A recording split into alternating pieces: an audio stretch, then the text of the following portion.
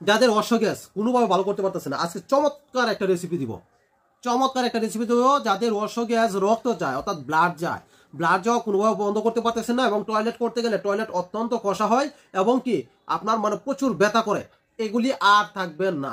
আমি সুন্দর একটা রেসিপি বলে দিচ্ছি, এটা যদি ইউজ করেন তাহলে আপনার এই সমস্যাটা সম্পূর্ণ সলভ হয়ে যাবে ইনশাআল্লাহ। আপনার ইসুপগুল দিয়ে, ইসুপগুলের ভুসি হচ্ছে একটা আর ইসুপগুলি হচ্ছে আরেকটা।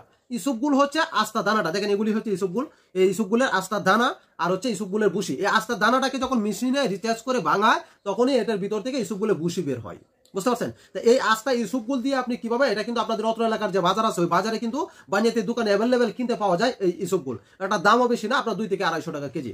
এই ইসুপগুলো আপনি কিভাবে খাবেন? আপনার অশ্বগেজের জন্য, যাদের ব্লাড যা, টয়লেট রীতিমতো ক্লিয়ার হচ্ছে না, পেটে প্রচুর পরিমাণে গ্যাস হয়, আপনার টয়লেট রীতিমতো ক্লিয়ার না হওয়ার কারণে আপনার কিন্তু পেটে অতিরিক্ত গ্যাস হয়, টয়লেটও একদম ক্লিয়ার হয়ে যাবে, পেটের গ্যাসও কমে যাবে, গ্যাস্ট্রিকও চলে যাবে, আপনার অশ্বগেজের সমস্যাটাও চলে যাবে। তা আপনি 6 থেকে 7 গ্রাম ইসুপগুল অল্প একটু কুসুম গরম পানির মধ্যে, 1 গ্লাস কুসুম গরম পানির মধ্যে আপনি ভিজিয়ে রাখবেন আধা ঘন্টা ভিজিয়ে রেখে সকালে খালি পেটে খাবেন।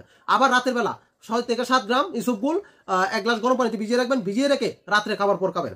প্রথম দিন খাইছেন কোষ্ঠকাঠিন্য ক্লিয়ার হয় না, দ্বিতীয় দিন খাইছেন ক্লিয়ার হয় না, তৃতীয় দিন অবশ্যই টয়লেট আপনার ক্লিয়ার হবে। 3 থেকে 4 দিন যখন খাইতে থাকবেন আস্তে আস্তে খালি টয়লেট ক্লিয়ার হইতে থাকবে, ক্লিয়ার হইতে আপনার সমস্যাটা একদম সম্পূর্ণ ক্লিয়ার হয়ে যাবে ইনশাআল্লাহ। এবং কি অশ্বগেজের রক্ত পড়াও চলে যাবে, বিষ ব্যথাও চলে যাবে ইনশাআল্লাহ।